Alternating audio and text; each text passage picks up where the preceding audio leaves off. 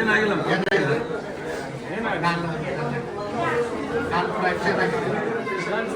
ಒಂದು ಕಾಲಿ ಮಾತ್ರ ಸ್ವಲ್ಪ ಇದಾಗಿದೆ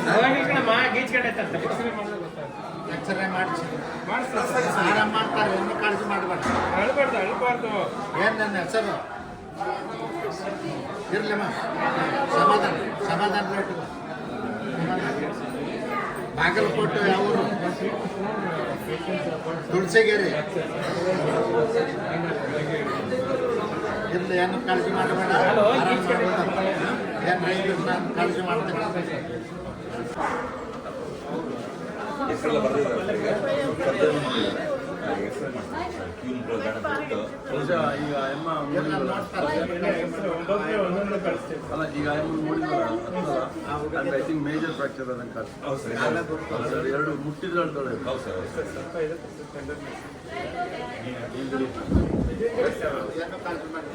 ಎಲ್ಲ ವ್ಯವಸ್ಥೆ ಮಾಡ್ತಾರೆ.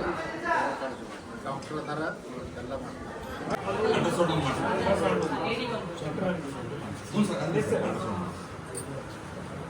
ಮತ್ತೆ ನಿಮ್ಮ ಮನೆಗೆ ಫೋನ್ ಮಾಡಿ ಹೇಳಿದೆ.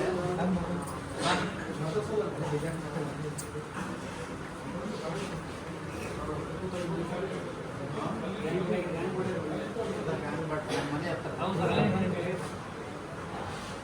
ಏನಾರ ತೊಂದರೆ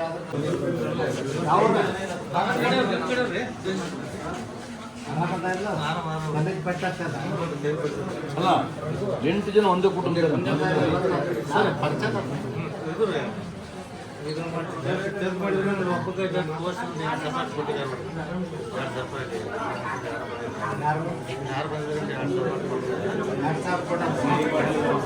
ಡಾಕ್ಟರ್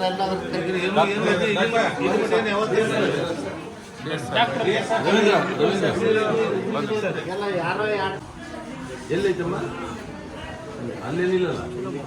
ತದಿಗೇನಿಲ್ಲ.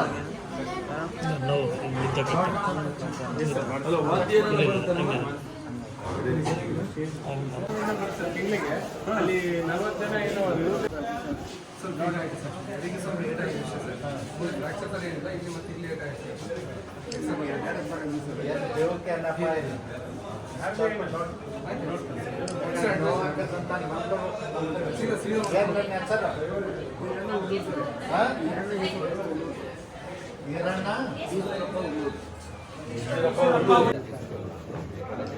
ಅವರು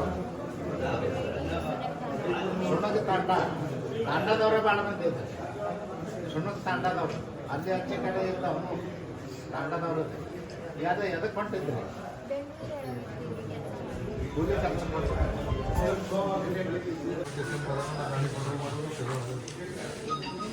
ಏನೋ ನಡೆಸ್ತಿದ್ದೆ ಗಾಡಿ.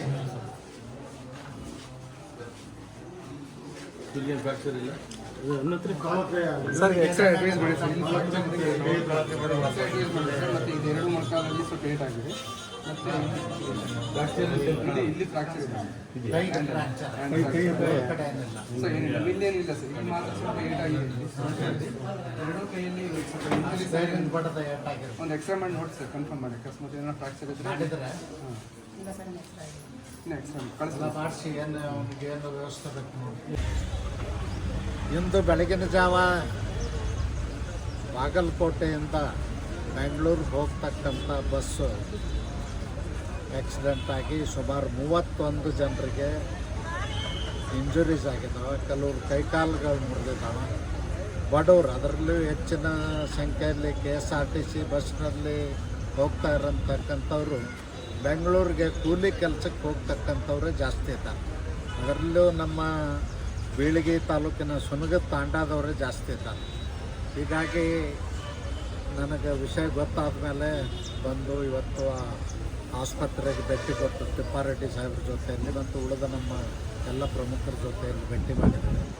ಅವರ ಆರೋಗ್ಯದ ಬಗ್ಗೆ ನಮ್ಮ ಜಿಲ್ಲಾ ಸರ್ಜನ್ರವರು ಈಗಾಗಲೇ ಸಾಕಷ್ಟು ಪ್ರಯತ್ನವನ್ನು ಮಾಡಿದ್ದಾರೆ.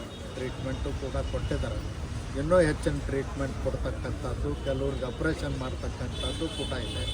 K S R T C ಅಧಿಕಾರಿಗಳು ಬಂದು ನಿಂತಿದ್ದಾರೆ. ಆದರೆ ನಾನು ಇವತ್ತು ನಮ್ಮ ಜಿಲ್ಲಾ ಸರ್ಜನ್ರವರಿಗೆ, ಡಿಸ್ಟ್ರಿಕ್ಟ್ ಸರ್ಜನ್ರವರಿಗೆ ಈಗಾಗಲೇ ಹೇಳಿದೆ, ಅವ್ರಿಗೆಲ್ಲ ರೀತಿಯ ವ್ಯವಸ್ಥೆ ಮಾಡಿ ಬಡವರಿದ್ದಾರೆ ಆರಾಮಾಗುವವರೆಗೂ ಅವ್ರನ್ನ ಚೆನ್ನಾಗಿ ನೋಡಿಕೊಳ್ಳಿ ಅಂತ ಹೇಳಿದ್ವಿ. ಹಾಂ, ಮತ್ತು ಈಗ ಬಸ್ಸಿನ ಡ್ರೈವರು ಮತ್ತು ಇನ್ನುಳಿದವರು K S R T C ಅವರು ಕೂಡ ಅವರು ಬಂದು ಮಾಡ್ತಾ ಇದ್ದಾರೆ. ಅದಕ್ಕೆ ನಾನು ಈ ಸಂದರ್ಭದಲ್ಲಿ ಅವ್ರಿಗೆ ವಿನಂತಿ ಮಾಡಿದ್ದೀನಿ, ಎಲ್ಲರಿಗೂ ಮಾನವೀಯತೆಯ ದೃಷ್ಟಿಯಿಂದ ಅವರೆಲ್ಲರನ್ನೂ ಚೆನ್ನಾಗಿ ನೋಡಿಕೊಂಡು ಗುಣಮುಖರಾಗುವಂಗೆ ಮಾಡಿ ಕಳಿಸಿ ಅಂತ ಹೇಳಿದ್ದೀನಿ. ಭಗವಂತ ಬೇಗನೆ ಅವ್ರಿಗೆ ಗುಣಮುಖರಾಗಲಿ ಅಂತ ಹೇಳಿ ಹಾರೈಸ್ತಾರೆ.